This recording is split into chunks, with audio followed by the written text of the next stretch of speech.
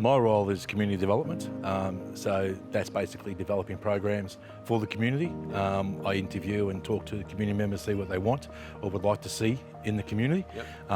And if I can do it, well, then we get together and work together to make it happen. But also at the centre here, we have a family support program. We have a team of volunteers that will go in and work with vulnerable families. Yep.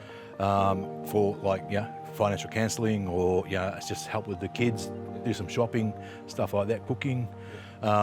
Because what we found is a lot of families struggle with all that. We have keys here as well, so that's keys to early intervention homeless services. And Joss's role is basically to stop people from becoming homeless. And we also do a homeless service. We feed, I suppose, weekly. We could feed up to 150 people, 200 people a week.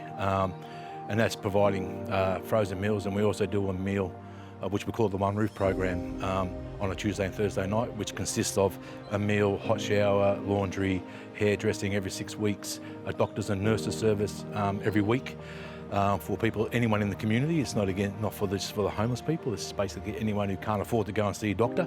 They can actually come here and see a doctor here.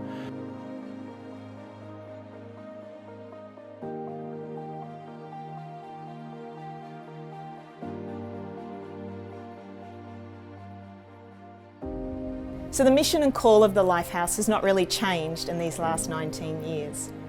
We're here to offer practical care and support to vulnerable people across the coast.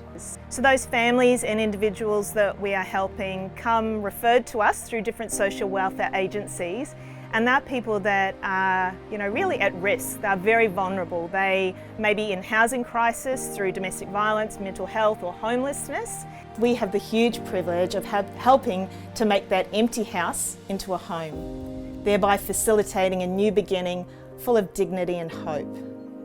We gift everything that is needed for a fresh start: beds and linen, lounge and dining suites, fridge, washing machine, dinner sets and cutlery, and maybe even some pretty things to make this their own special place. We have a team of 30 people that serve at the Lifehouse, doing an incredible job of handling all the incoming donations, as well as beautifully serving the clients that visit and the customers that regularly pop in.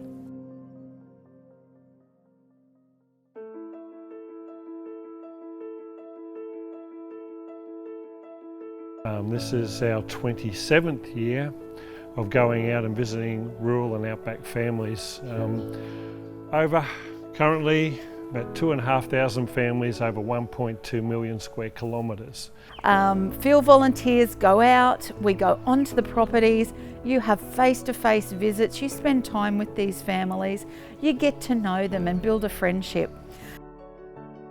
Oh, it's just great to have them turn up. I mean, they always bring something with them, but we don't really worry whether just as long as they turn up, just to see them. And even the fact, they bring out a lot of stuff that helps us, including clothes, food, everything else. But just the fact that somebody thought of you and prepared to drive out here and say hello, how are you going? It really makes it worth it.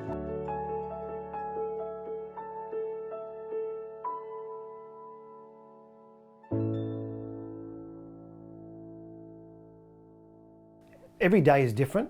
In fact, I say to people that every year is the same, but there's not a day that's the same. So my week has a mix of programs, so maybe breakfast programs, lunchtime programs. I've got a bunch of Christian crew who meet each Tuesday lunchtime, sort of a connect group. We've got another program at 1 o'clock for the juniors, which is just chaotic and noisy, but it's connecting them with each other with some good volunteers. We've got a mentoring program, so we've got adult mentors that come in, they volunteer their time to connect with a student. They've just had their session today. But I also do a lot of pastoral care stuff. Add to that meetings, fundraising, you name it. It's a very full and busy role. I'm rounding up a group of boys to go on a trek actually early next term. We do a 50k hike through Coolum National Park.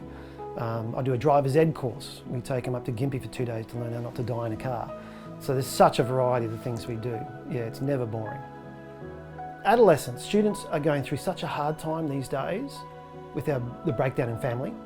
I see so many boys who don't have dads at home. Media, social media, the internet is a huge thing for young people today.